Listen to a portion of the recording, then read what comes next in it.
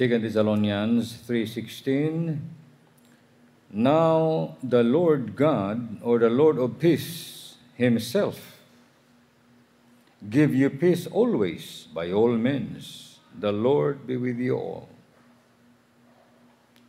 Now the Lord of peace himself give you peace always by all means.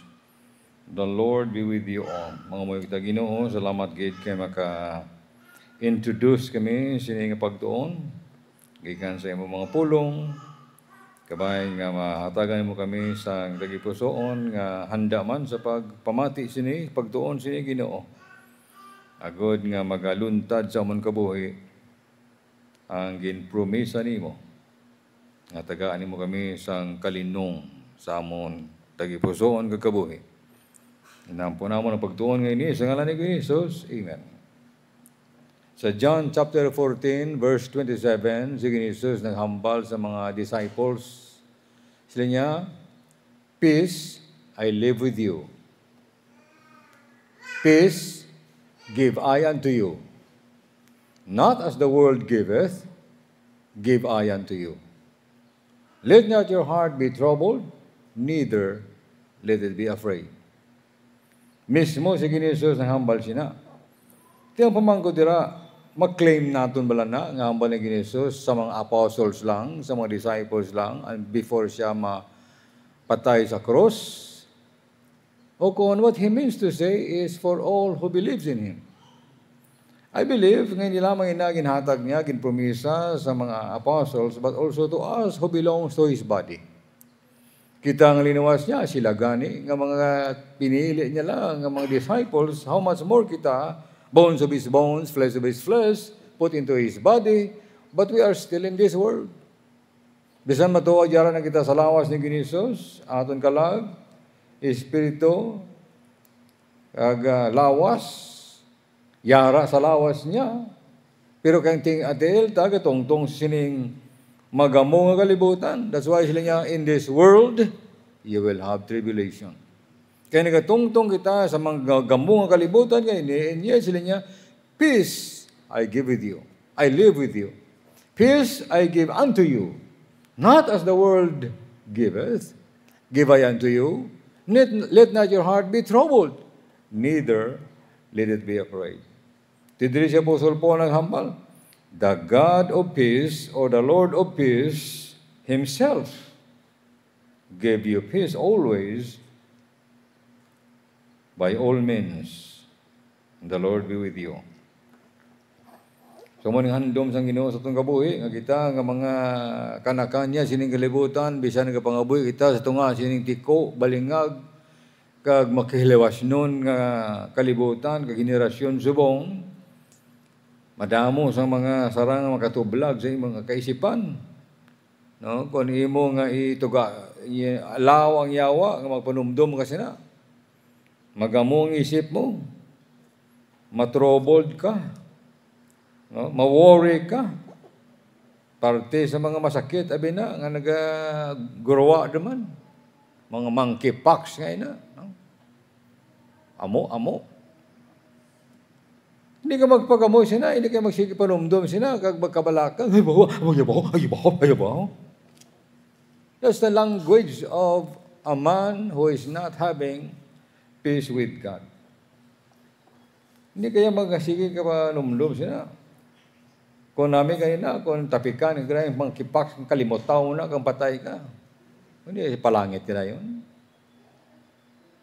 But God said, the Lord of peace himself gave you peace always by all means. So, tuyo sang Diyos that by all means, mabaton ta ang pagidait.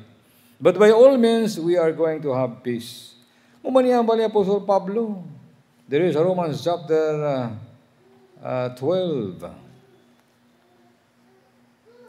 Nibalahan ba niya sa verse 18, if it be possible, as much as lieth in you, live peaceably with all men.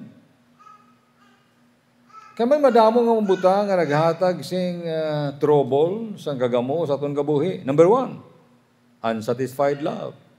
Gugma nga hindi mabusog.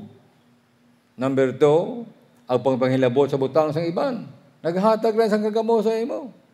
Ngayon sa wike na diri sa blang sulatan, nga may mga Kristohanon, nga nahambal diri, nga sila niya, they are busy bodies. Masako ang lawas nila sa pagpamalay-balay, kag magsabwag sa mga complain, murmuring, disputing, bickering. Tanan lang ang mga panghilabot. Di ko di gagamo ang kabuhay ni mo. So ikaw, silin sa balang kasalatan, if you are a strong Christian, amo na yung himumaya, you are going to live peaceably with all men, as much as it lieth in you. Basta ara sa imong ikasarang, mahimo pa lang nimo, hindi ka na kinahanglan nga mag-akusar, hindi ka kinahanglan magbalos, hindi ka kinahanglan nga maglista sa sala niya sa imo. No need. Recompense to no man evil for evil. Kaya ang gusto sang Diyos nga kita mangin, katawhan niya nga makihidaiton, nga malinong mga katawhan niya, kaway nagapangita sang kung ano-ano mga butang. So, ang nature sang natugnaton nga pagidait, ini matapos sa pagtuon nga ini. Pero may nakita ko dito sa Romans chapter 8, verse number 33.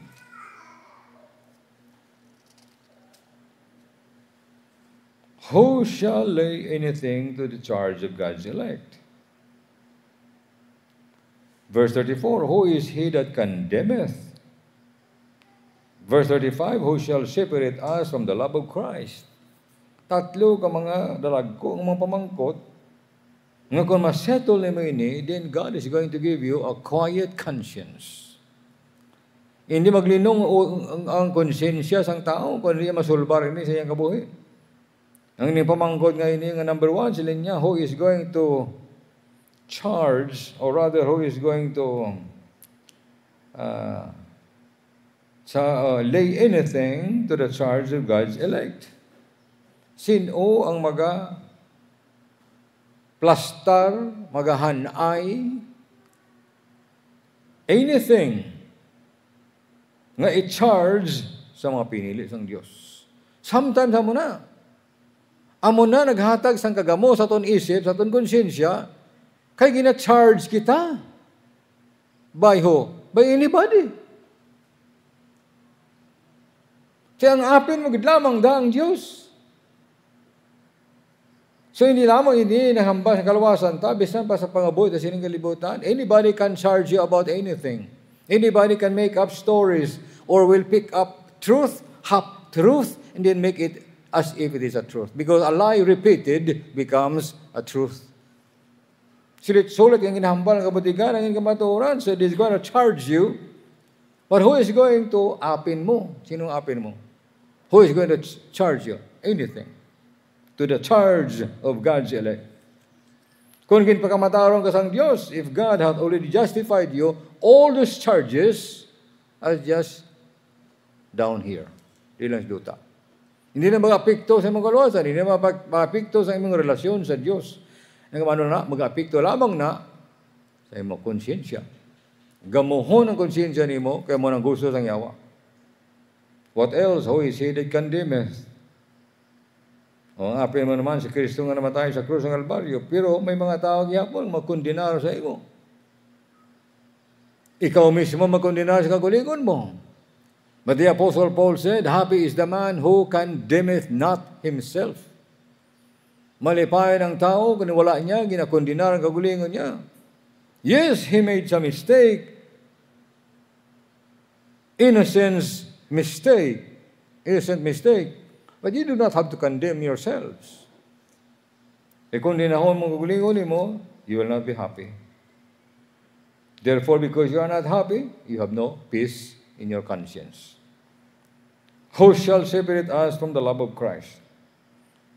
Wala. Pero may mga tao, ang yawa, gamito niya mga tao, ato ba lang daw i-separate ikaw sa gugma ni Ginisos. That is the nature of peace God would like for us is to have a quiet conscience. Malinong na konsensya na masitulin ng butang between you and God. Sa Philippians 4 verse number 7, he talks about peace of a restful mind. Kalinong sang isa ka pangunahuna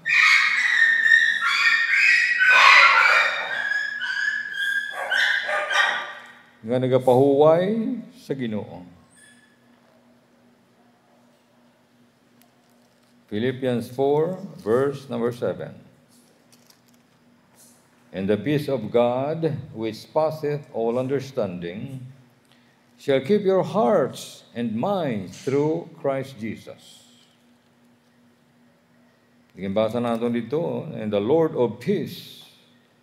Now here, gambal siya, in the God of peace, or the peace of God. Ang mga preposition lamang na, ginaislan sang Diyos, pero lain-lain ang kahulugan niya sa itong kabuhi. Mangambal siya sang peace of God, gambal siya sang the God of peace, the Lord of peace, and he also talks about peace with God. So ang Diyos gahatag sang kalinong sa aton tagipusoon. In the peace of God, which passeth all understanding, shall keep your hearts and minds through Christ Jesus. Ang pagidait nga isang Diyos, pagidait nga nangalin sa Diyos, ihatag sa imo. Pagkatapos nga, naintindihan mo ang tanan nga butang. Kung hindi mo maintindihan ang tanan nga butang, may nabilin pa da nga mga doubts, confusion, questions, hindi na siya maghahatag. Ang mga lang, mga wala tayo naintindihan, confused kita, hindi na tayo magsige kakumol pa. Itugyan sa Diyos. Ag ito maglinong imo kaisipan. Mga butang, hindi ka na mag-question pa. Nga muni, nga ang una. It is not for us to solve every situation and every question. There is no need to get all things settled because niya the peace of God which passeth all understanding. Hindi na mag-pass, hindi na maglabaw, hindi mag-agi, ka magtupa sa imo. Pagidait sang Diyos, kung may mo maintindihan ang pagpanghikot sang Diyos, imo kabuhi. That is the peace of a restful mind. Padayon natin yung pagtuon sa madason nga kagayunan, mga mga Ginoo, salamat gid sa introductory nga pagtuon anungod sa pagidait, naging promise nimo nga ihatag nimo Ginoo sa amon nga mga linuwas nimo bisan ali kami sa tunga sang magarot kag magamo ang kalibutan. Kag nagaulat kami Ginoo sa hinali nga pag-abot nimo agod nga kami makuha sa tunga sining kalibutan nga madulom ang palabuton. Ito ganamo namong kabuhi sa imo sa ngalan ni Kristo. Amen.